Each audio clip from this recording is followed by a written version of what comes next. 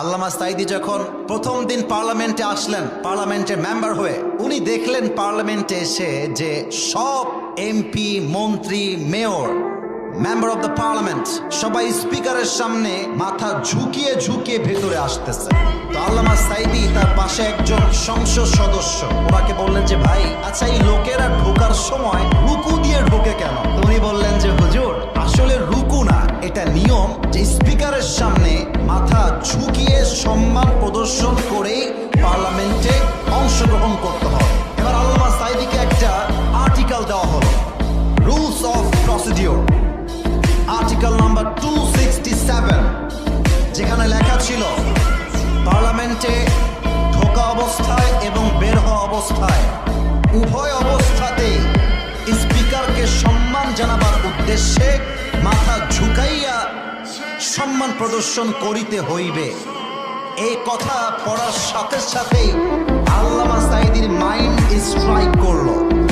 উনি বললেন, অসম্ভব, একজন মুসলমানের মাথা জাস্ট আল্লাহর সেজদায় নত হবে, কোনো মানুষের সামনে মুসলমান তার মাথাকে নত করতে পারবে না। উনি ভাবলেন যে এই নিয়মটা আমাকে চেঞ্জ করতেই হবে, but because he was newly the member of the parliament, নতুন নতুন এসেছেন, কি বলতে গিয়ে কি বলে ফেলবেন, আর স্পিকার সাহেব বলবেন যে বসেন, এটা ইজ্জতে আঘাত লেগে যাবে। তো আল্লামা সাঈদী বললেন, পার্লামেন্টে কোন কোন ধারা নিয়ে কথা বলা যায় এটা বোঝার জন্য আমি জাস্ট 2 থেকে 3টা দিন সময় নিলাম। 2-3 দিন অবজারভেশন করার পরে পয়েন্ট অফ অর্ডারে দাঁড়ালাম, দাঁড়িয়ে বললাম, মাননীয় স্পিকার সাহেব, আপনাদের এখানে আইন করা হয়েছে, কোন পার্লামেন্টের সদস্য যদি ঢুকতে চায় এবং বের হতে চায়, উভয় অবস্থাতেই তাকে স্পিকারকে সম্মান জানাবার উদ্দেশ্যে মাথা ঝুঁকাইয়া সম্মান প্রদর্শন করিতে হইবে। আমি কোরআন থেকে বলতে চাই, হাদিস থেকে বলতে চাই, তিনি দলিল দিয়ে 15 মিনিট বুঝাই দিলেন, মুসলমানদের মাথা জাস্ট আল্লাহর সামনে নত হবে, কোনো মানুষের সামনে নয়।